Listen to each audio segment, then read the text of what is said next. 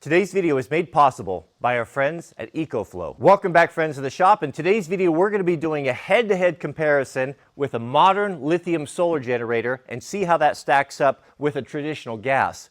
What we learn from this extreme torture test and the loads that I'm going to put on these today is going to determine which one gets the place of honor for my emergency backup power option.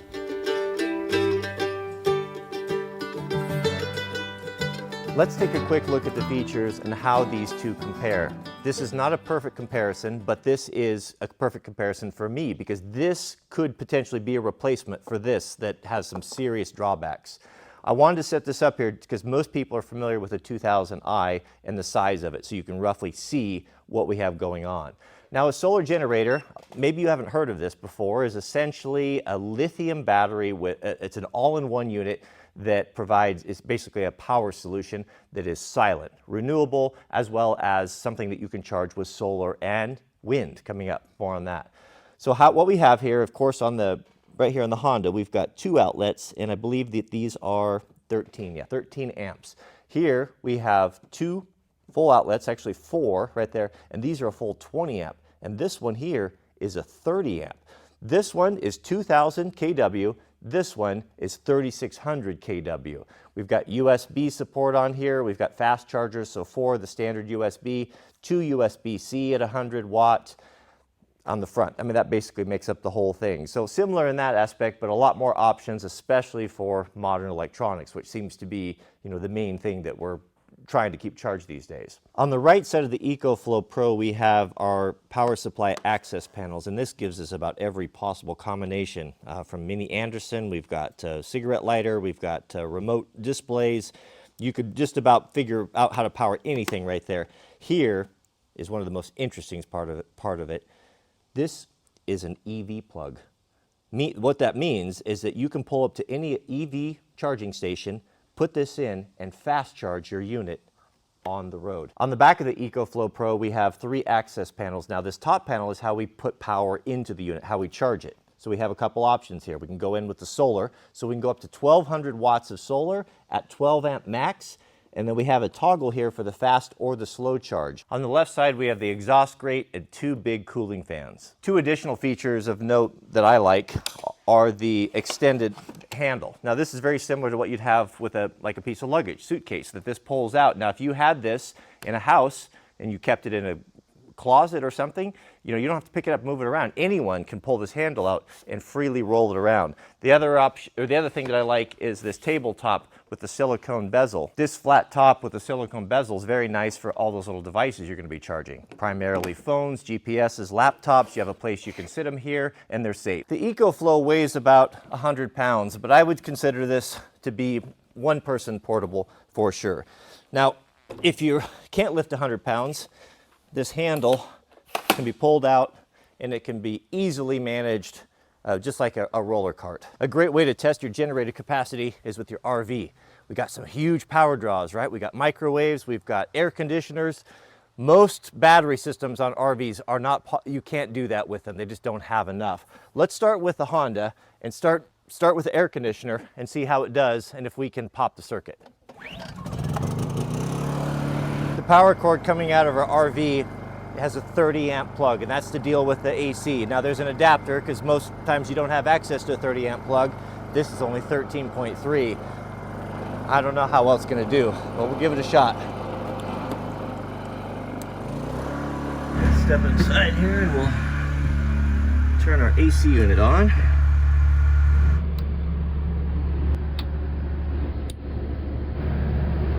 With everything on in the camper, the Honda is able to keep up with it. It's been running about 15 minutes, but there's a huge downside.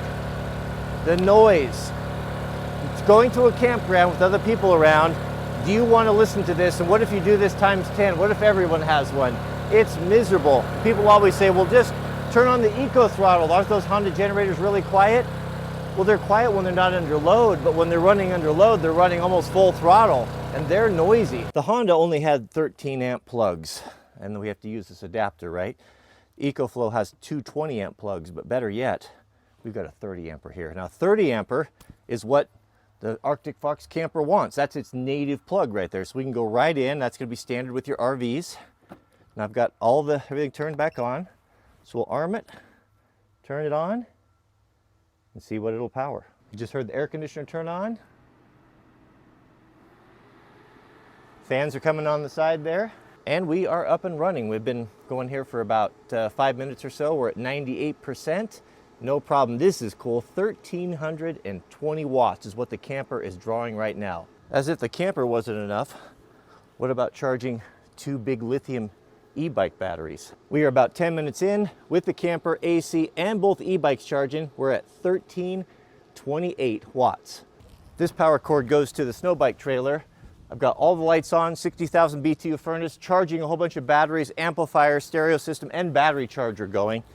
So that's pretty good load. With the camper, 2 e-bikes, and the snow bike trailer all plugged in, we've been running under load for about 15 minutes, and we're at 92%. This is asking too much. This is generator abuse right here. This is a 1,500 watt heater.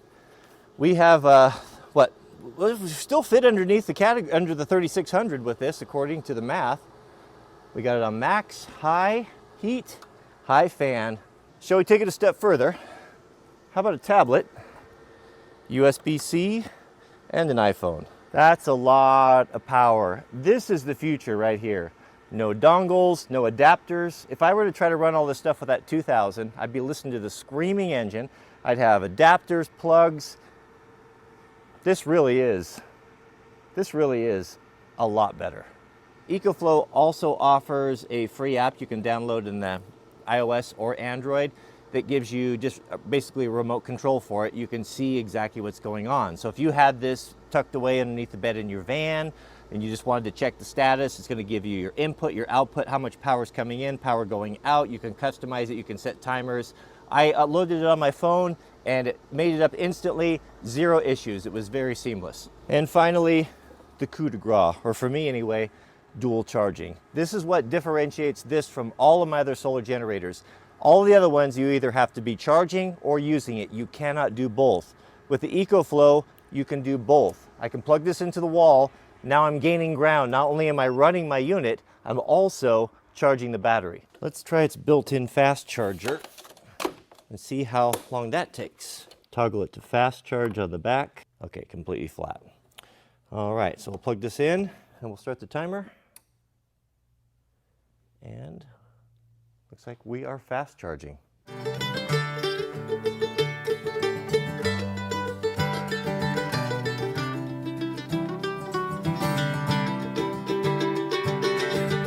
All right, that's an hour and a half, and we're at 51%. So a little bit off from what was stated, but 3 hours to recharge it, I guess we could assume from flat to completely full that's pretty impressive, because that's a big battery in there.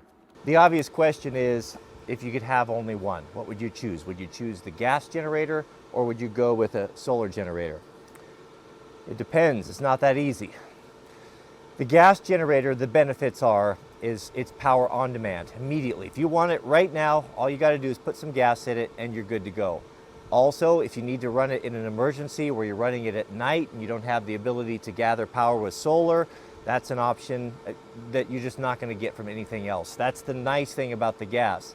The downside is the maintenance and the noise. That's the biggest problem. I have been to campgrounds where I've had to leave because people were so discourteous running generators to run their AC. I mean, really, what's the point for me? If I'm going to get out of the craziness of the city and I want to get out and I want to be in peace and quiet and enjoy my family and enjoy a weekend camping or fishing, I don't want to listen to a generator. I don't know how so many people can do it. It's just maybe they're just used to all the noise, but for me, I can't handle it. So for that, I have taken that with me so many times and not used it because I just didn't want to be discourteous to my neighbors. I just didn't want to deal with it. And as quiet as the Hondas are, they're still super noisy. This here, very different, right? Completely quiet. It's got pretty close to 2 times the capacity of the Honda. Bluetooth, ability to monitor, lots of different options. But the quietness of it and just the ease of use and all of the modern interface of it just make it, to me, I mean, it brings us into the future. For me, if I had to choose only one, it would be a tough call, but I think I would go with the solar generator. I just like the quietness of it. That's not even talking about the ability to recharge itself in any location. Now, if you don't have gas or can't get gas or you can't store gas, that is nothing but a boat anchor. There's no way to use it without gas, and you can't make gas yourself. Nobody can. I mean, maybe 1 in a million. This, on the other hand, we got several options. We could charge this as we go with our car with a 12-volt adapter. We could lay out up to 1,200 watts of power. We can go 1,200 watts of power into this thing. That's going to be, you'd be able to run this whole camper and probably charge the battery and not lose ground with that. There's some options. There's some rumors from EcoFlow. They're saying that they're going to do a wind turbine. So I'm really excited for that. I think that this technology is very exciting. It's cutting edge, and it just solves so many problems, because the future, the way that we live, power is essential. I mean, if you have any questions about that, just move a modern family into a 50s house and you'll realize very quickly that there's not enough power outlets. Just take a look at your desk behind your computer, right? We have so many power. I mean, just for me, to go anywhere, part of my EDC now is a power brick. I need to charge DPSs. My phone is essential to me. I even strap one on my dirt bike when I go. I have to have power. So power is essential. With this unit, what appeals to me so much more than the traditional ones, like in my van, I wanted lithium. And so what I did is I did it the old school. I bought a lithium battery. I did all the wiring. The learning curve is huge. And if you make one mistake, you know how dangerous that lithium is if it's not handled properly. It's like a caged lion. It's so powerful. You can destroy all of your hard work and be out thousands of dollars. This is plug and play. You know, professional homeowners, they don't know about lithium and electronics and advanced electrical work. So this is a great feature for us. And for it to be so portable, to be able to take it camping, to be able to take it tailgating, wherever. You have so much power, all you're going to need for a day. You can charge up everyone's stuff, computers, phones, battery chargers, you name it, everything. But the awesome part about this is you can expand on it. If you live in an apartment, I mean, what did we learn from Texas? What did we learn from all of the continuing power outages? You've got to have backup. You've got to be able to have something in your house that's going to power the refrigerator, the essentials, maybe even a well pump. And that's what's so cool about this system. You can start with this, and then you can build it. You can scale it. You can literally add 5 additional units to this that are similar in case, but they're battery only. And if you add 3, that's 10 kW. That's enough emergency power to run your house for a normal family for 3 days if you're careful. That's incredible, to be able to have a unit that you can wheel out of the closet in an apartment, in a trailer. It doesn't make any difference. I mean, you folks that live in the city, you can't start a gas generator in the city. I mean, what if you want to be stealth? What if you want to be quiet and you don't want to draw attention to yourself? How much better is this than a screaming engine running? I mean, just the applications are limitless. If you'd like to get some more information on the EcoFlow solar generators, my particular one here is the Delta 5. EcoFlow crowdsourced these, and it's fully funded, and this is a full production unit. This isn't a prototype. If you go on their site, and I'll put a link down below in the subject heading where you can go there and get more data and check out the other models. There's some smaller units as well if you don't need something quite so big. All that will be there. If you make that order and you get involved on that initial crowdfunding, there's going to be some savings on that for the early adopters, I do believe. These will ship if you order right away. These will ship in the fall. So it is in place, it is funded, and this is a full production unit, and they will be going out. So wonderful unit. Thanks to EcoFlow for supporting our channel. Thanks for supporting this video and for making a product that is very exciting. I can't wait to get the solar panels plugged into this and the wind generator and see what it can really do. But hopefully we'll have some more of that on the future. Thanks for watching. Please keep us in your prayers. May God bless your families. Don't forget to click the thumbs up and like these videos. It helps us, and we appreciate the support.